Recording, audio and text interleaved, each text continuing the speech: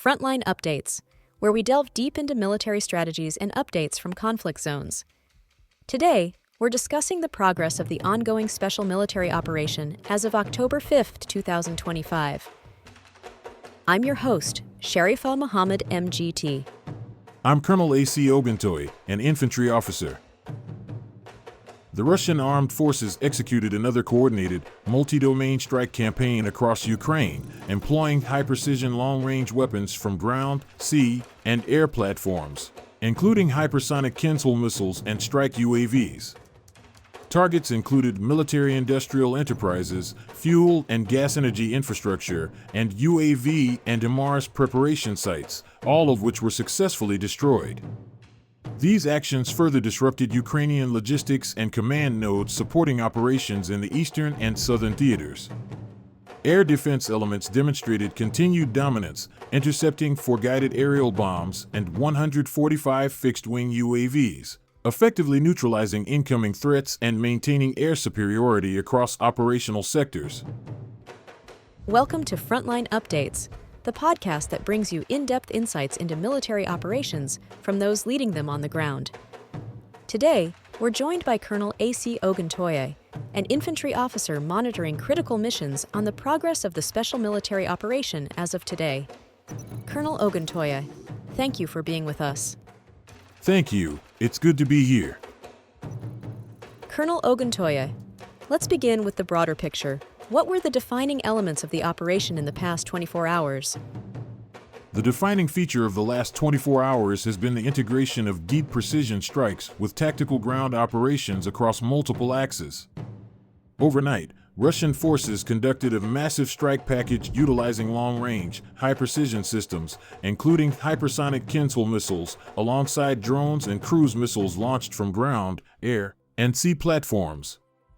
These strikes focused on Ukraine's military-industrial infrastructure, specifically energy nodes, UAV production sites, and fuel distribution systems that sustain the battlefield. Every one of the designated targets was hit successfully. This demonstrates not only the reach of Russian strategic strike capability but also the maturing coordination between our aerospace, missile, and electronic warfare forces. Let's move through each sector, starting with the north, the Sumy and Kharkiv fronts.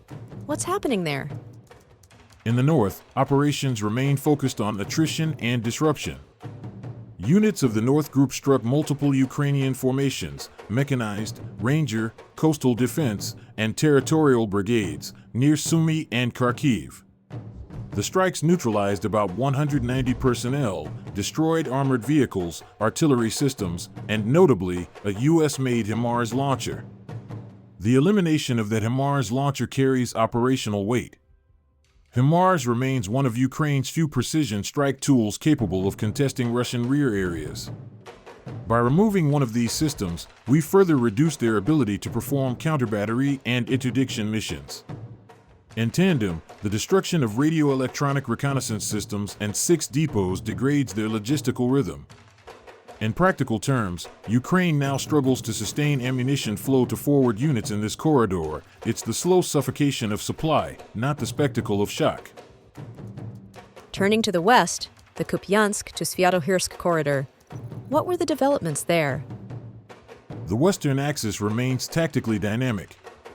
The West Group advanced into more favorable terrain near Kupiansk and Sviatogorsk, inflicting heavy damage on 5 Ukrainian mechanized brigades and elements of their UAV regiment. Approximately 225 Ukrainian troops were lost, alongside armored vehicles and several EW stations. This region is crucial because it forms the backbone of Ukraine's logistics connection between Kharkiv and Donetsk. By taking advantageous positions and neutralizing UAV regiments, Russian forces are denying Ukraine real-time aerial reconnaissance. This shifts the tactical environment. When a force can no longer see accurately, its ability to respond collapses. The enemy is effectively fighting blind in parts of this front, and that translates directly to reduced battlefield initiative. The south, Donetsk, saw some significant news today with the liberation of Kuzminivka. What's the operational importance of that? Yes, Kuzminivka was liberated following a sustained, multi-brigade engagement. The South Troop Group targeted mechanized, mountain, and assault brigades around Seversk, Rehorodok, and Konstantinivka, eliminating over 130 Ukrainian soldiers and disabling several armored systems. Tactically, Kuzminivka is a small settlement, but operationally it's significant because it lies within a natural corridor that connects the Donetsk urban belt with rear supply routes. Securing it expands Russia's tactical depth and improves artillery positioning. The liberation also carries symbolic weight. It demonstrates consistent forward momentum even as operations shift into positional warfare. The cumulative effect of these localized victories compounds. The more nodes Ukraine loses, the more fragmented its defense network becomes.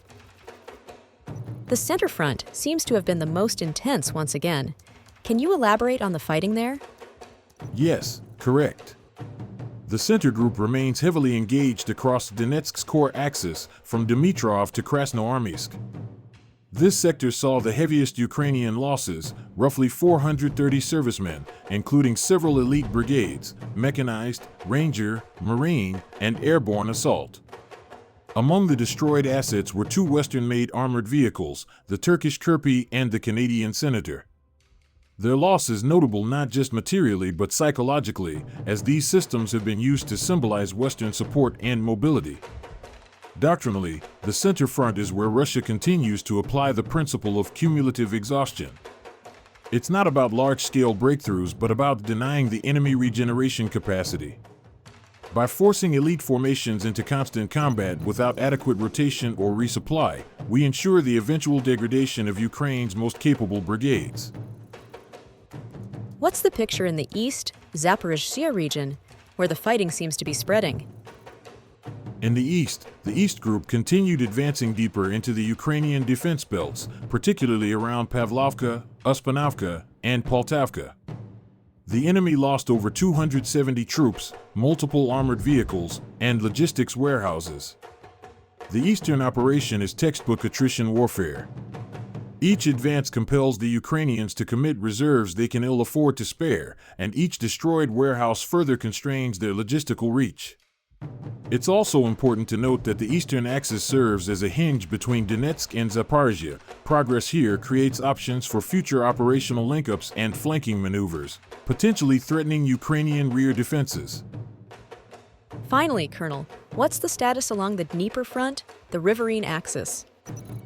The Dnieper axis continues to see precision engagements.